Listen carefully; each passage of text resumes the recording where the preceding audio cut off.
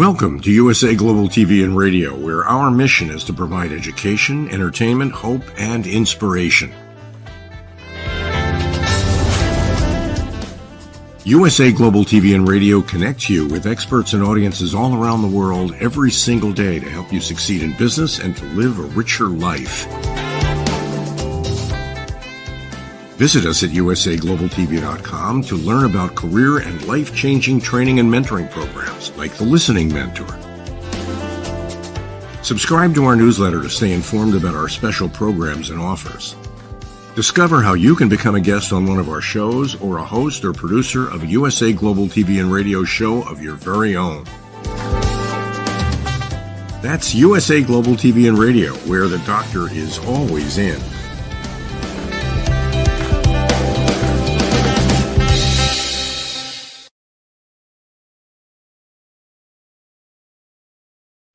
Hello and welcome to USA Global TV and Radio, where we provide world-class education, entertainment, hope and inspiration. Our show today is A Woman's Prerogative, Part 2, in partnership with E360 TV. A very warm welcome to our loyal viewers and our friends at E360 TV. And hello to all of our friends on our usual social media platforms, YouTube, Facebook, LinkedIn, and X. Well, this is part 2 of A Woman's Prerogative and part 2 of today's topic, which is managing emotions and expectations, navigating the holiday season. I'm Caroline Heward, and I'm known as the Harley Street Stress Expert, and I'm your host and starring in today's show, and I'm also resident therapist of USA Global TV and Radio. This is a panelist show, and as usual, I'm not alone. I'm joined with a wonderful expert panelist, and she's Mariska all the way from, I think it's Australia. I need to write this down. I think she's moved recently and it's Australia. A very warm welcome to Mariska Hello, Caroline. And yes, you are correct. I have moved. We are now in Australia. I was waiting for and she is from New Zealand. I nearly said that. Yeah, because we've been doing this for such a long time. And that's where it used to be, right? So it's absolutely. Well, Mariska, please do share with our viewers a little bit about what you do and how you help people. And if you have anything new that you're working on right now. Ooh. So what I do is I help with leadership development, and I partner with leaders to up their game. And we do this by bringing in a little bit more of the humanist element into your leadership. I typically work with specialists moving into leadership. So if you think engineers and doctors, those sort of people that move into leadership, because, well, we learn a whole bunch of things when we go to study, and it's very technical. And then we need to start to work with humans. Not always so easy.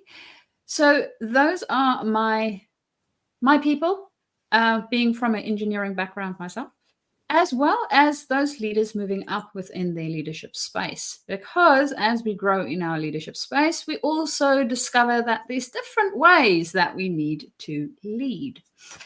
So that's what I do. I am also, I've had a bit of a hiatus because of my move. So the move is quite recent.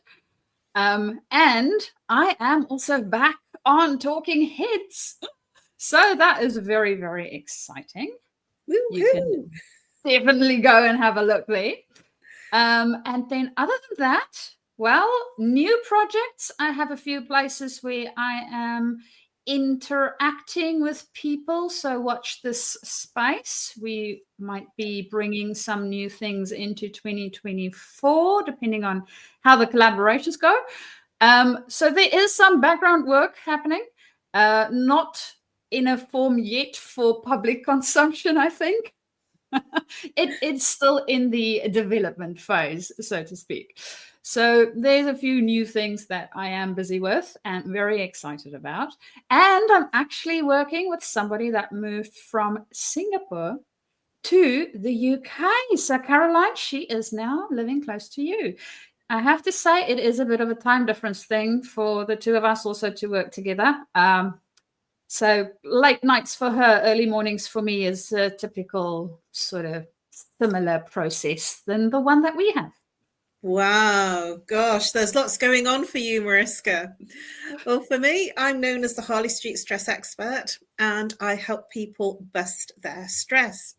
I do that by using root cause therapy and chakra psychology, identifying the root cause of what creates your repeating patterns of your stress, whether it be physical, emotional, mental, or behavioral, whether you're complaining about a relationship or complaining about a colleague, or whether it's something that's emotional in terms of anger, sadness, or whether it's a physical ache and pain. And it could be a familiar symptom, something that regularly appears for you in terms of the way that you handle and stress manifests inside you for you. And I help break through the patterns that create that stress. And something new for me, well, this weekend on Saturday, I am going to be speaking live on stage at one of my long-term friends and long-term promoter, Des O'Connor, who he's launching a new AI an empowerment conference, and it's his launch event and networking and after party. And in between the shows, I was just organizing my PowerPoint presentation. And I'm very excited to be sharing some hot tips to bust your stress live on stage. Okay, well, that's me. So, Mariska, let's get into the topic. Oh, yes. So in part one, we explored lots of different things. And I know that when we're together, it's always different in terms of what we share from our own personal experiences and also from the clients that we see and our general demeanor in terms of what we share from our own perspective of our own study, training and expertise. So one of the things that I want to ask, and not just from your personal perspective, but also from your expertise, what are the common emotional challenges during the holiday season? And how can we effectively address them? So this is a very interesting topic for me because the holiday season in the northern hemisphere and the holiday season in the southern hemisphere looks a bit different. And this might be a little bit because we have summer, whereas in the northern hemisphere, Caroline, you guys have winter. And because we have summer, typically most people during our holiday season would actually take our summer break as well. So there's a tendency to be a longer break, which means you may see family for a little bit longer and also want to, well, potentially get in a decent holiday rest in that space of time. So the emotions that can come up, I have found quite a paradox, especially this time of year, because for most people, there's a frantic rush. I don't know why. I'm not sure about the northern hemisphere, but everybody tries to put in as much as they possibly can in the last couple of weeks of November and the first couple of weeks of December. Almost like it is the end. Nobody will ever be able to finish the work if not done in this part of the year ever again. Very strange. And then you also paradoxically have this slowing down that happens. So one, everybody's calendars are really full, and two, everybody's slowing down. So roundabouts the 15th of December, you'll be very, very lucky if you find people at work. And most of the construction and those sort of businesses have a tendency to also close during that period of time. And they only reopen more or less during January-ish. somewhere later in January. So emotionally, this can be a extremely stressful time for most people. Whether you are working, whether you are planning family holidays, it can be quite a bit of a mess. And something that we need to learn to navigate through. So, Caroline, that's what's happening on the bottom of the planet, typically. What happens around your end?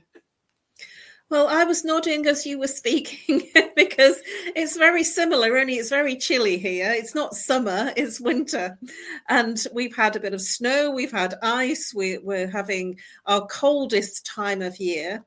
And it's very similar in terms of responses to the holiday season, especially the back end of the year, Christmas. And very similar to you, we have a slowing down. And I think that it's probably after the first week of December, you can forget it. You can forget trying to organize meetings to make things happen. And people tend to shelve things until after probably mid-January is when you'll get something of consequence done. And so there is, like yourself, a rush. An absolute rush to get everything in, because as soon as you hit December, we call it party season. You know, everybody is having all the Christmas parties, everybody is downing tools and going out for drinks and long lunches. And so, yes, it's very similar here.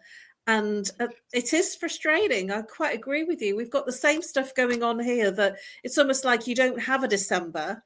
And if you don't get what you need done by the end of the first week, you can just kiss goodbye to it until mid-January.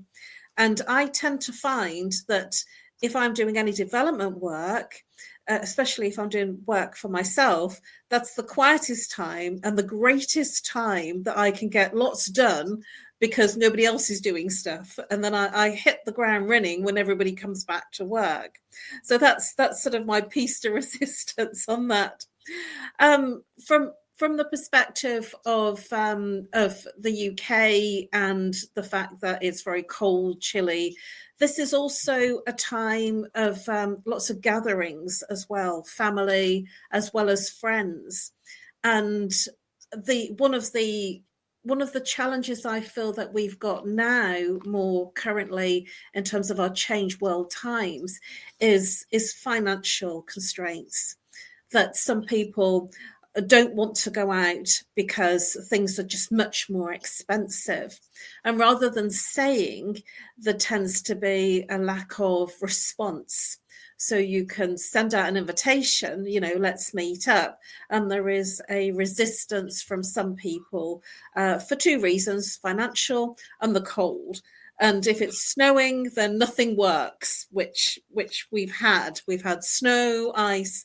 And so in the UK particularly, things just grind to a halt if there's snow and if there's ice. So all the best plans can be completely obliterated if you can't get from one place to another. So that causes a lot of emotional stress. And even though it's a nice time and it's a something to look forward to, it can be very emotionally stressful. So in essence, it's kind of that you have to cope with changing the goalposts, because it might be that you can't go into town and you do something more locally. It might be that people can't get into work, and so there is different types of gatherings, different types of connecting.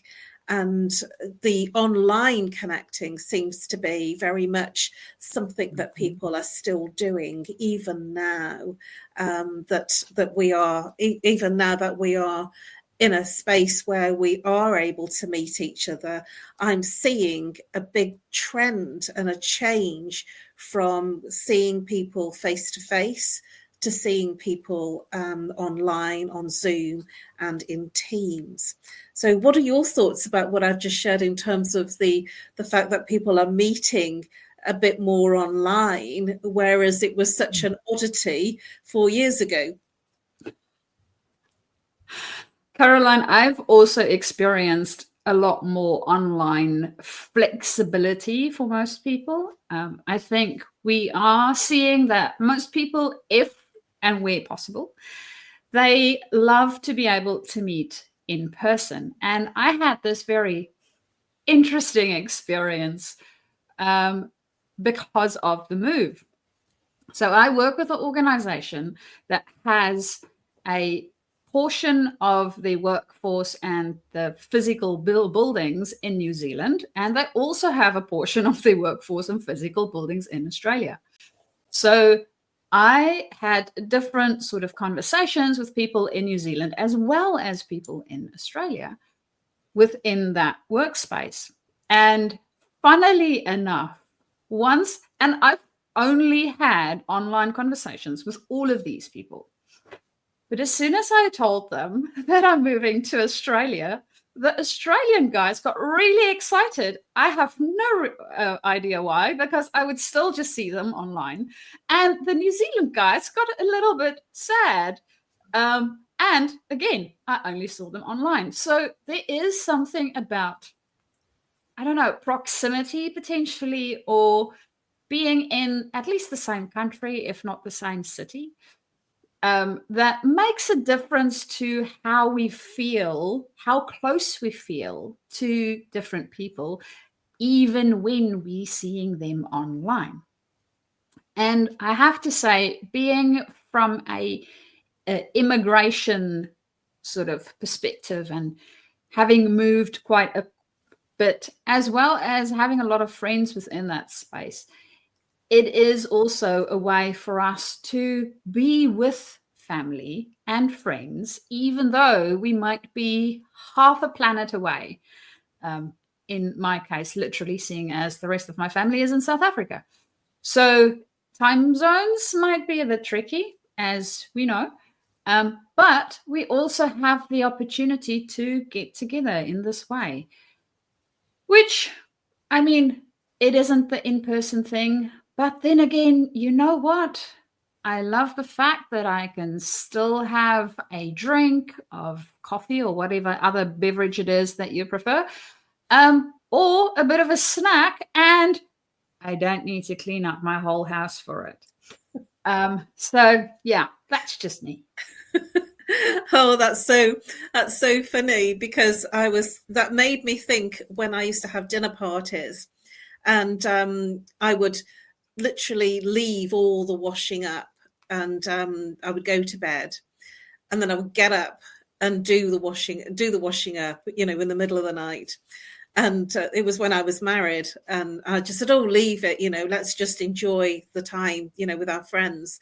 And I would get up and I would sort it all out, and then the next morning, my then husband would say, "Oh, the washing up's all been done." I says, "Oh, the fairies must have been at it," because I wanted to enjoy the night and not be thinking about the domesticity of the cleaning up, if you know what I mean. So that reminded me about my fairy story. I'd always got fairies looking after the washing up and cleaning up.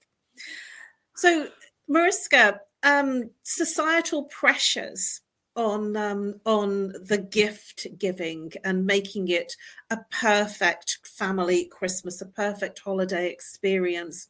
And there certainly is a lot of that expectation, from social media, from films, dramas, from documentaries, that we have to perform. And, in social media, there is lots of pictures when people do have happy family gatherings to be showing up as the perfect family, never more so now than the fact that social media is very much a part of people's everyday lives. And some people are having fun. And so for some families, it's not an easy time. It's a difficult time. It's a challenging time in terms of some families don't get on. Some families find it difficult to come together because they press each other's buttons. So what's your thoughts in terms of, from your expertise and from your knowledge, about the pressures of creating that perfect Christmas, and to look at the person's emotional well-being in trying to be in that perfect Christmas experience? Well, first off, perfect does not exist. Just a secret for anybody that did think that it does exist, it doesn't. So whatever perfect you have in your mind, be sure that potentially, as Caroline mentioned a little bit earlier, all best laid plans will most probably not work out. Stuff will happen and we will need to adjust.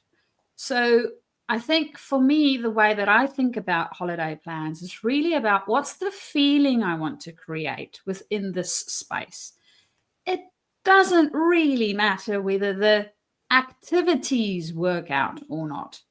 It's more about how do we feel when we spend time together, and making sure that we are able to bring more of that of ourselves, I think for me is a helpful way to think about it.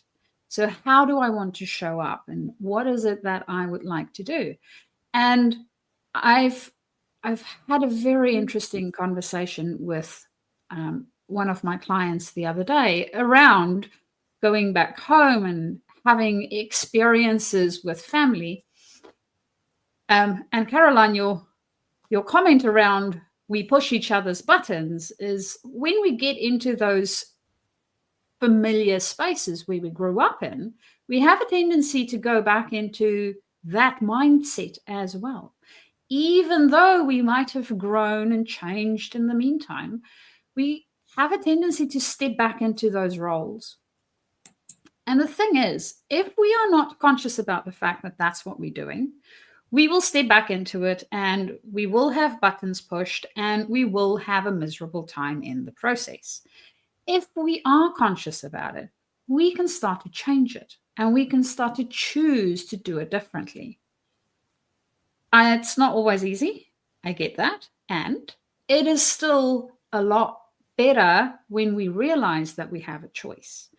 And then we can start to create the type of gathering that we really want, or say no to the ones where we see that they won't serve us in any way, shape, or form. So that to me is really something to take into consideration, especially during this time period. I don't know about you, Caroline. I know that you have, well, working with people that's very stressed. I'm sure that they have loads that they share, especially during this time period. Well, I thank you, Mariska, for your incredibly transparent and wonderful share. It really, I was nodding again, feeling exactly the same. And my Christmas, I usually spend with family, and it's very much a kitchen duty thing. It's very much, sort of the cooking and the cleaning up and the, making sure everybody else is okay. That fulfills me in some way, that I'm able to contribute to the family, and I always feel very satisfied, no matter how quickly they eat the food, that they've actually enjoyed it after slaving for many hours. One of the things that is important is, like you said, that what is it that you want from the occasion? What is it that you want to experience? And it's so easy to land up in those difficult conversations and those difficult experiences with family, particularly. And so one of my tips is to focus on what works for you. My thing is to focus on the kitchen, making sure their tummies are well cared for and making sure that everything is tasty and it's hot. And also in that space of looking after the others, I find that in focusing on everybody else and making sure that they're okay, it comes back to me that I land up being looked after too. And so my mum always has a box of chocolates, usually roses. And so when we do have some quiet time after the busyness of lunch, there's a box of roses, and she says, go on, there's a box in there. And she always has in the drawer some chocolate buttons. So I'm a bit of a chocolate fiend. And so my mum really takes care of me with the chocolate. And it's always there, no matter how busy she's been, it's always there. And it's my treat. And it's something that I really look forward to, almost like an expectation. And at the same time, it's part of our downtime to enjoy the occasion of all of the hustle and bustle of getting everything ready, and then having the calm after the fact that we've got everything cooked and prepared for the family. The other thing that I would also suggest is to make sure that you focus on the positive things that you want to share about your day, your week, your life, and look for the positive things from others in your family or who you're sharing your time with, because we all have challenges, and it's very easy to focus on what's not working, which can bring the energy and the frequency down of the entire experience. So to focus on what's been good, what are the milestones that you've achieved that are wonderful that you want to share with your family and your friends as you're celebrating. And in that space, to be, if somebody is in a state of stress and sharing stressful things, I would normally be in a place of listening and being present with them so that they feel heard and listened to, so it calms down their experience that they're feeling stressed, so that they feel relaxed and they become more present to enjoy the experience. So, Mariska, what are your thoughts in terms of what I've shared? I've actually shared a mindfulness thing that, that sort of being present, to be there for the other person, because we don't know what's going on in their lives. Do you have any tips that you could share with our audience on the show tonight in terms of managing the stressors that can come up? I've mentioned a couple of mindfulness techniques. What are your things that you would like to share with our audience tonight? Caroline, I think it is very important for us to also understand how we are regulating ourselves. And especially in a time where we step into a space, understanding what it is that we want to create is one part of it. Creating it is a little bit of a different piece of that same puzzle. And understanding what it is, as you said, what we need personally to help us show up as our best selves. And for me, I might not spend as much time in the kitchen. I don't mind helping out in the kitchen. So in our family, what we normally do is, when I was still back in SA, we would each bring a dish. So we would decide on a theme, whatever the theme is for that year, and then we will each bring something for one course of our meal. So somebody would get dessert, somebody would get the main course, and somebody would get the starters, for instance. So it spreads the load of the food making process, and it also helps us to cut down in dishes because, well, you get to return your own dirty dishes to your own house where you only wash those, which is very helpful for the person wherever it is hosted. And being able to make sure that personally we regulate ourselves. So we co-regulate as humans. For those with pets, you might notice that when you are sad or stressed or in a space where you need some attention, typically the dog or cat has a tendency to come and want to sit on your lap or just lay their head on your lap or be close to you in some shape or form. So that's them trying to co-regulate with you. And we also do that with other human beings.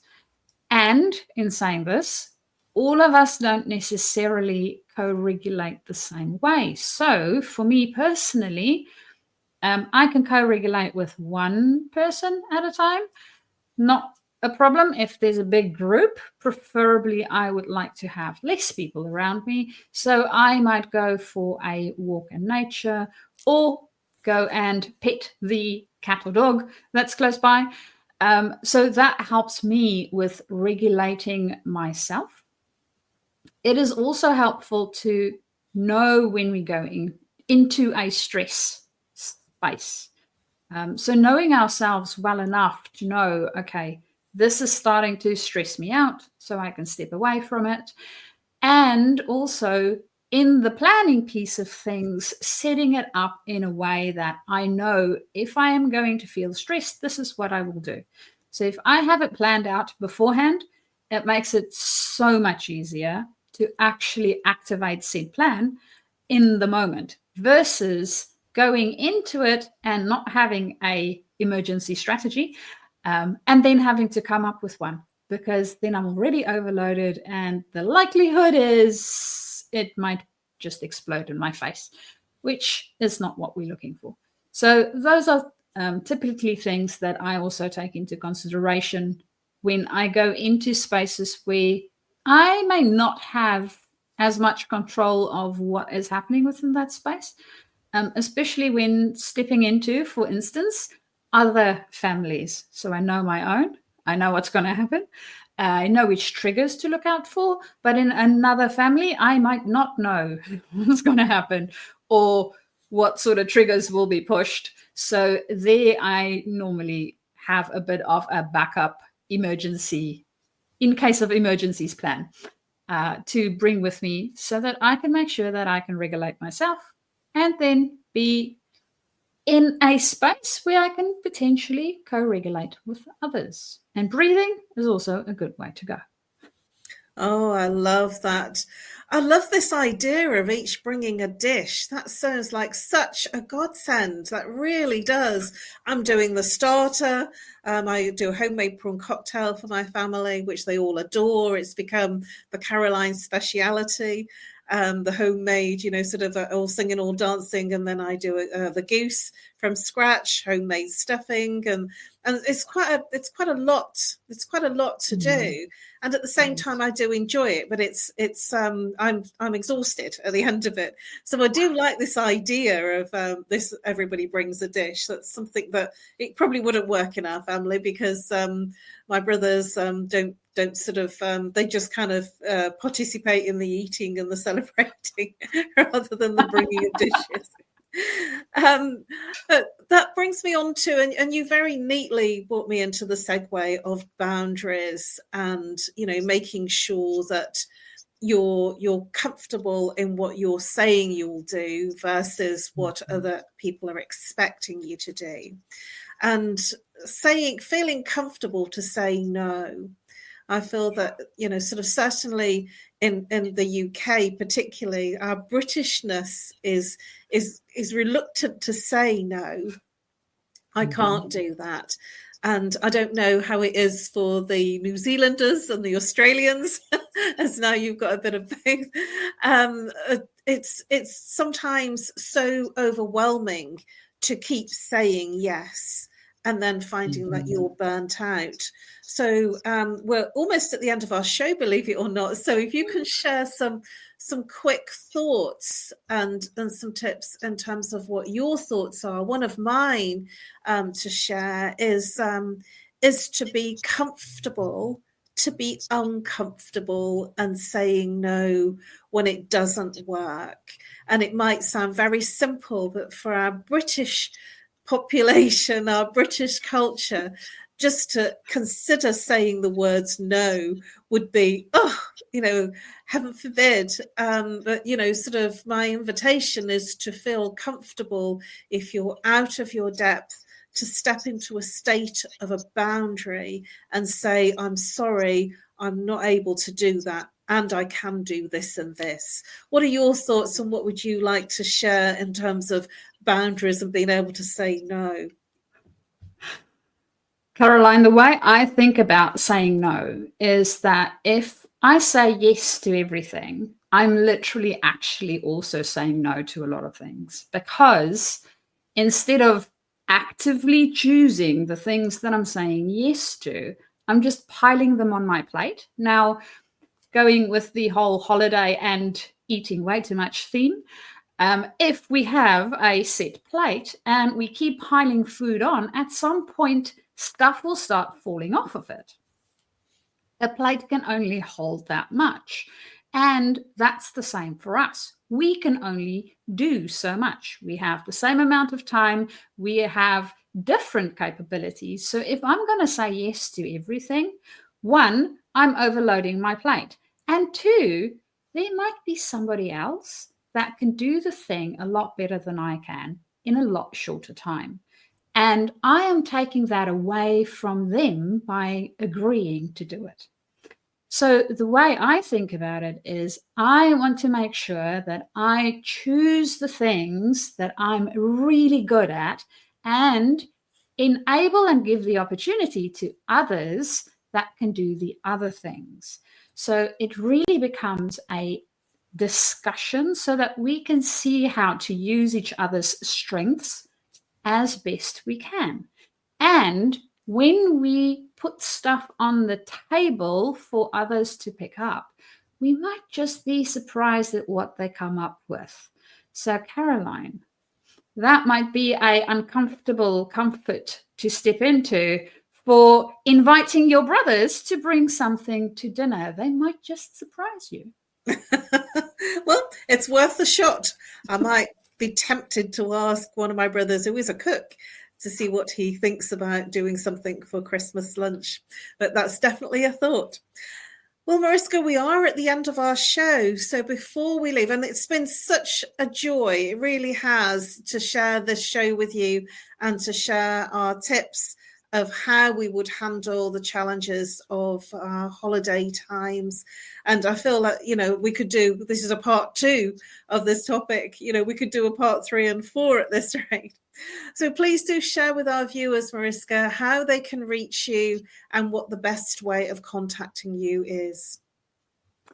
So if you are a leader stepping into leadership from a speciality such as engineering or potentially being a physician, or you are already a leader and you want to step up within your leadership space, you can reach me via my email, which is mariska@journey2discover.com. Or alternatively, you can also reach me on LinkedIn and you can send me a direct message and we can start our conversation. Thank you, Mariska. And for me, you can reach me on nomorestress@live.co.uk or call me if you're international using the code +44. If you're local in the UK, 07523 120 189. I'm also very responsive on the social media platforms, Facebook and LinkedIn. Do send me a message and I will respond as soon as I can. And I look forward to helping you bust your stress. It's been a really riveting show. I've really enjoyed the sharing and the interesting exchanges that we have shared on tonight's show about managing emotions and expectations, navigating the holiday season. You've been watching A Woman's Prerogative Part 2 of this show, and I look forward to seeing you next week for Part 1, A Woman's Prerogative, which is at 2 p.m. Eastern Time, 7 p.m. Greenwich Mean Time, and for A Woman's Prerogative Part 2, 4 p.m. Eastern Time and 9 p.m. Greenwich Mean Time. Before we go, just to remind you of our VIP exclusive community, become an exclusive VIP community member and have first access to our newest videos and photographs and insights of the British royal family. It's live streamed on USA Global TV and Radio and YouTube. And now I look forward to seeing you next week at the same time for A Woman's Prerogative Part 1 and A Woman's Prerogative Part 2. Thank you very much for watching, whether you're on the live or the replay. And thank you very much for joining us for A Woman's Prerogative. Bye-bye for now, and over to our wonderful sponsors. 5 Little Known Secrets for Dementia Caregivers with Tracy Cram-Perkins. Hi there, I am Tracy Cram-Perkins, the host of the Dementia Home Care Show here on USA Global TV and Radio.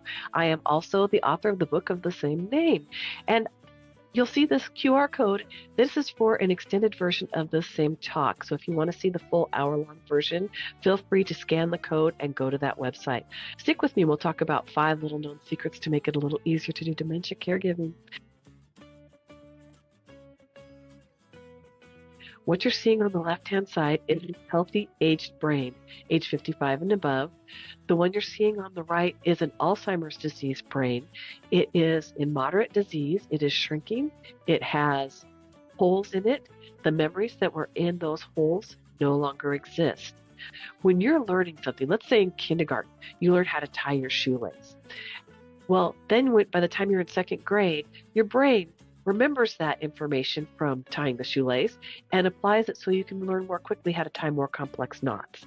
So the brain is hardwired to do this for us. So it helps us learn faster so it doesn't take us long to acquire knowledge. The brain is looking for the information and they pick the closest to wherever that hole is. Let's look at some tips that we can use to help do that. These are 5 simple tools you can use as a dementia caregiver to help your loved one.